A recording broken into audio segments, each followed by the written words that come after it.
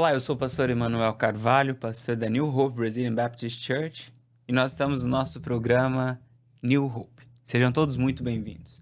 Nós estamos na nossa série de conversas sobre ansiedade. Nós já falamos no primeiro encontro sobre a possibilidade de vivermos livres da ansiedade, e depois começamos uma série de reflexões sobre remédios contra a ansiedade. Já falamos sobre o remédio da oração, falamos sobre o remédio da alegria, falamos sobre o remédio da amabilidade e agora nós vamos falar sobre o remédio chamado ações de graças. Todos estes remédios estão sendo extraídos do texto de Paulo. Paulo, que escreve em um contexto de extrema adversidade, ele estava preso e ele está falando para nós: eu encontrei uma forma de viver neste mundo tão hostil em paz, sem ser tomado pela ansiedade.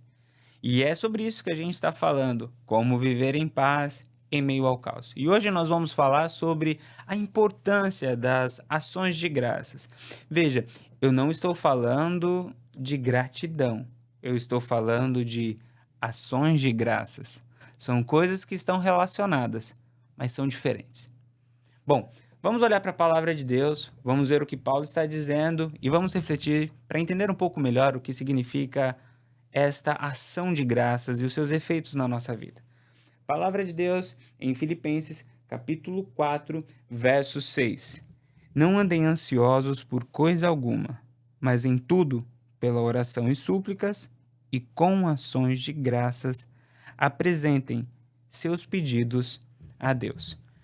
Quando nós vamos estudar um pouco mais sobre gratidão, quando vamos estudar um pouco mais sobre ações de graças, nós descobrimos, nem pela palavra de Deus, pensando agora apenas em estudos científicos, descobrimos que pessoas gratas são mais empáticas, mais perdoadoras, menos invejosas, menos materialistas e se comparam menos com pessoas. Descobrimos que a gratidão melhora relacionamentos, melhora a autoestima, melhora o sono, traz mais longevidade e diminui a ansiedade.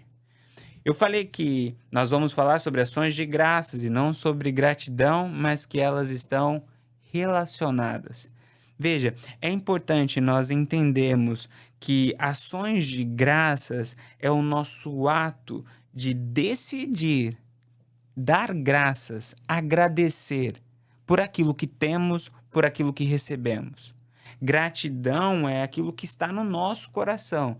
A ação de graça é essa atitude. E muitas vezes a gente pensa que para termos ações de graças, primeiro nós precisamos sentir a gratidão no nosso coração. Mas quando nós olhamos para a palavra de Deus, nós vemos que é o contrário. Nós começamos a dar graças e a gratidão vai crescendo. Não é a gratidão cresce para que então demos graças, mas nós decidimos a procurar os motivos pelos quais o Senhor tem nos abençoado, a presença de Deus em meio ao caos, e começamos ali, como um passo de fé, como um passo de confiança, agradecer ao Senhor e ter atos de ação de graça. Veja, nós não estamos falando de negacionismo, não é olhar para a nossa realidade e dizer, nós não temos problemas, nós não temos dificuldades, não é olhar para um exame do médico e falar, não, eu não estou doente, mesmo que o exame esteja dizendo, você está doente. Não é isso, não é negacionismo. E também não é você fechar os olhos para a realidade e sua complexidade como um todo. A questão aqui não é negacionismo e também não é fechar os olhos de uma maneira a ignorar todas as suas responsabilidades. Não, aqui a questão é você decidir abrir os olhos para as bênçãos. Não é fechar os olhos para os problemas, mas é decidir abrir os olhos para a presença de Deus, para as bênçãos de Deus, para os presentes de Deus. E então decidir dar graças.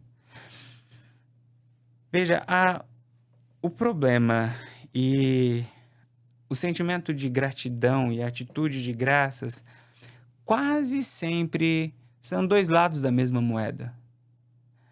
A reclamação e a ação de graça sempre podem coabitar na mesma realidade. E é a gente que vai ter que decidir o que nós vamos escolher.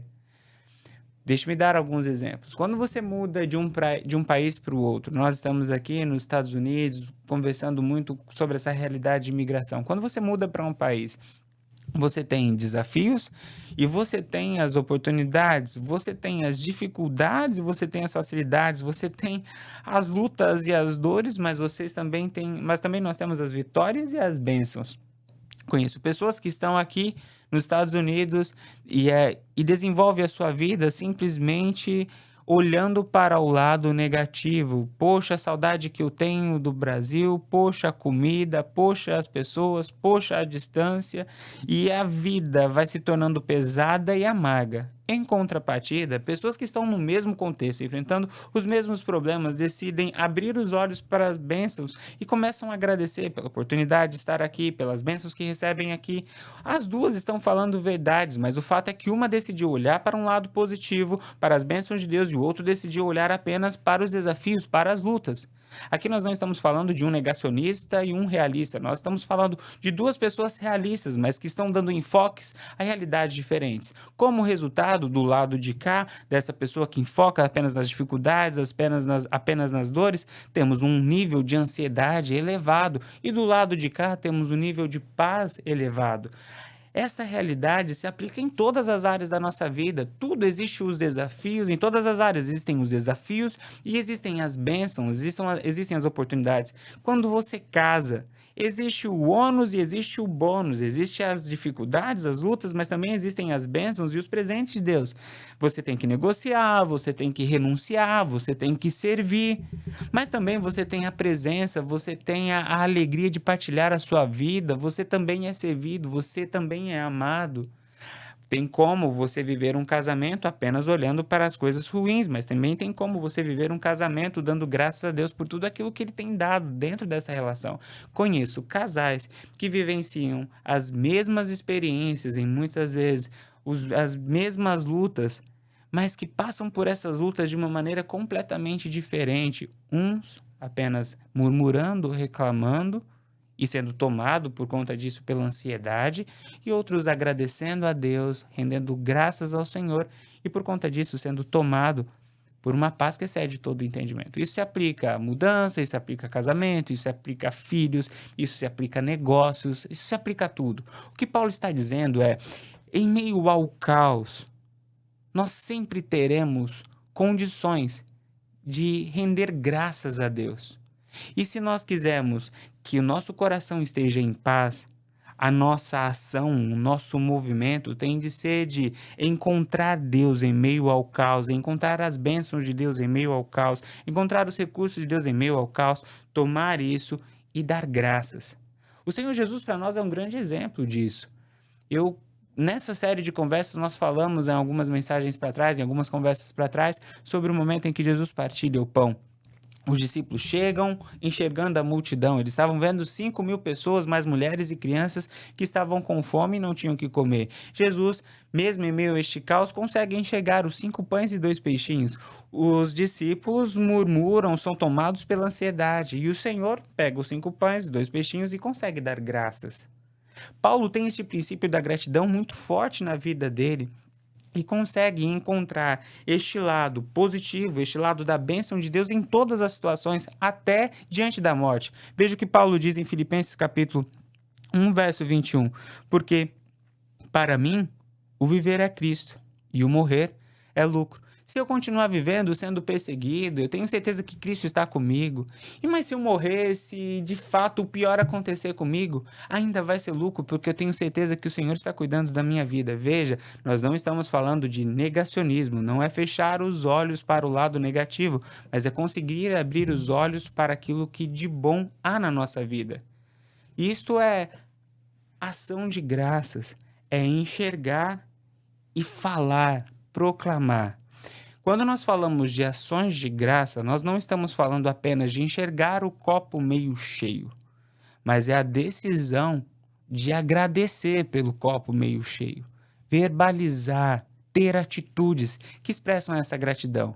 E essa atitude física, concreta, real, trará paz ao nosso coração. É isso que Paulo está falando. Apresentem suas súplicas, apresentem suas orações, mas não esqueçam de agradecer. Porque este ato de agradecer vai trazer para nós, para o nosso coração, para a nossa mente, a certeza que Deus está conosco no meio do caos, que mesmo em meio a todas as dificuldades, e mesmo em meio a todos os problemas, a gente consegue ver a mão e o poder de Deus sobre a nossa vida. E isso é o que é crucial para a nossa caminhada aqui na Terra, é enxergar Deus em meio ao caos. O mesmo Paulo, ele vai dizer, no mesmo capítulo, alguns versículos para frente, verso 11 até o 13, sobre esta realidade de conseguir enfrentar o caos, tendo a compreensão que o Senhor está com ele. Filipenses capítulo 4, verso 11 até o 13. Eu não estou dizendo isso porque esteja necessitado, pois eu aprendi a adaptar-me a toda e qualquer circunstância. Eu sei o que é passar necessidade e sei o que é ter fartura. Eu aprendi o segredo de viver contente em toda e qualquer situação. Seja bem alimentado, seja com fome, tendo muito ou passando necessidade. Eu tudo posso naquele que me fortalece. Qual é o segredo de Paulo? Veja que ele quase que sussurra para a gente: ei, eu aprendi o segredo de viver em paz, contente, em meio ao caos e em meio à fartura e à tranquilidade. Tudo posso naquele que me fortalece. O segredo dele é, no meio do caos, ele conseguir enxergar Deus, a força de Deus, o poder de Deus. E aqui, somando este conhecimento, essas palavras com a que a gente acabou de ler no verso anterior do apresenta ao Senhor suas súplicas e orações com ações de graças, é não apenas reconhecer, mas expressar: Senhor, eu consigo ver o teu cuidado sobre a minha vida. Isso traz paz para o nosso coração. Vamos ser sinceros, não é fácil. Quando a gente está passando por um momento de ansiedade, quando a gente está passando por um momento de luta, de caos, o nosso instinto natural é a murmuração, é a reclamação. Para nós, a murmuração é um direito legítimo. Mas o fato é que, mesmo sendo um direito legítimo nosso, não é uma ação saudável. É algo que amargura o nosso coração. Se nós não associarmos a isto a nossa realidade de expressar gratidão a Deus. Quando nós olhamos para o ensinamento bíblico, existe uma lógica que está por trás desta realidade de murmuração ou então de ação de graças. A lógica que está por trás dessas duas realidades, murmuração ou ação de graças, é a seguinte: quando eu murmuro, a meu nível de ingratidão aumenta. E quando o meu nível de ingratidão aumenta, a minha ansiedade aumenta. Vemos isso na história do povo de Israel, quando saiu do Egito. E eles começam a reclamar por conta do alimento que eles queriam comer, mas não tinham. E nisso, a ingratidão foi crescendo no coração. Eles começaram a esquecer de tudo aquilo que Deus tinha feito por eles no processo de libertação e começaram a focar na ausência, nos desejos não supridos dele. E por conta disso, a ansiedade começou a crescer. E eles começaram a falar: nós vamos morrer neste deserto, nós não vamos conseguir atravessar, é melhor que nós voltássemos para lá. Murmuração aumenta a ingratidão, aumenta a ansiedade. Esta é a lógica que está por trás da murmuração. Em contrapartida, nós vemos a lógica da adoração, das ações de graça, seguindo um caminho diametralmente oposto. A ação de graças aumenta a nossa gratidão, que aumenta a nossa paz. Nós conseguimos enxergar isso com Paulo na prisão. É o texto que nós estamos lendo. Ele estava ali preso, ele estava ali injustiçado, ele estava ali sendo perseguido, mas mesmo em meio ao caos, ele decide agradecer. E ele consegue enxergar motivos para render graças ao Senhor. Em outros textos de Paulo na prisão, ele fala: eu agradeço por estar sofrendo por amor a Cristo. Isso para mim é um grande privilégio, está completando a obra. Isso humanamente é loucura, mas ele consegue enxergar a bênção, o privilégio de estar passando por aquilo debaixo da obediência ao Senhor. E isso traz paz no coração dele. Nós vemos a ação de graça aumentando a gratidão e tendo como resultado a paz. Eu quero terminar essa conversa desafiando você. Agradeça. Pastor, mas agradecer pelo quê? Bom, aí está o seu desafio. Encontre essa resposta. Eu não sei o agradecer pelo quê que você pode expressar a sua gratidão. Mas uma coisa eu tenho certeza: se você é filho de Deus, Se você entregou sua vida ao Senhor Jesus, Ele está contigo e você tem motivos de sobra para agradecer. Comece a louvar ao Senhor, mesmo em meio ao caos. Tire a sua mente por alguns momentos do seu problema, da sua dor, das suas dificuldades e comece a procurar motivos pelos quais você pode agradecer e louvar a Deus, a sua família, seus filhos, a sua saúde, o seu relacionamento com Deus, a missão que você está cumprindo. Comece a louvar, comece a adorar e você vai ver que gradativamente a gratidão vai crescendo no seu coração e a paz vai invadindo a sua mente. O que Paulo está nos dizendo parece ser uma coisa muito simples, parece ser algo que, humanamente falando, não tem efeito, mas eu desafio você, faça o teste. Comece a agradecer e comece a adorar. Lembre, não é apenas gratidão, são ações de graças. Não é apenas, pastor, eu sou grato por tudo. Não, ok, mas esse é uma parte do processo. A parte que nós estamos falando aqui é você verbalizar, é você começar a agradecer a Deus, é você começar a louvar, é como você começar a colocar para fora para as pessoas que estão lutando com você nessa jornada. É a sua esposa que está lutando junto contigo para conquistar, para vencer e também já está cansada e virar para ela: vamos agradecer. Como Deus tem sido bom, como Deus tem sustentado. Veja, nossos celeiros não estão fartos, mas não tem faltado pão sobre a mesa. Ele está cuidando de nós, porque Deus é assim. Às vezes Ele é o Deus que enche os nossos celeiros, mas às vezes é o Deus que pega os 5 pães e 2 peixes e multiplica para uma multidão. O importante não é o que Ele faz, mas é quem está fazendo, é Deus, é conseguir enxergar Deus. E aí a gente vai aprender o segredo de viver em paz em todas as circunstâncias, contente em todas as circunstâncias. E poderemos dizer como Paulo: tudo posso naquele que me fortalece. Ter este Deus em nós é o motivo de grande gratidão. Tenha este ato. Decida hoje começar a agradecer. Ao terminar essa transmissão, ao terminar este vídeo, separe pelo menos 5 minutos para você começar a falar. Fale de uma maneira verbal, não apenas mental. Coloque para fora para que você ouça. Senhor, obrigado por isto. Senhor, obrigado porque no passado o Senhor me livrou disso. Senhor, obrigado porque hoje eu estou vivendo isso. Obrigado pelos milagres que o Senhor já fez na minha vida.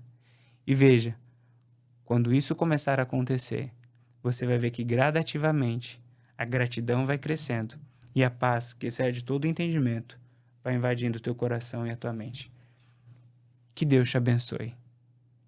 Que essa mensagem, que essa palavra traga uma nova esperança ao seu coração. Deus abençoe.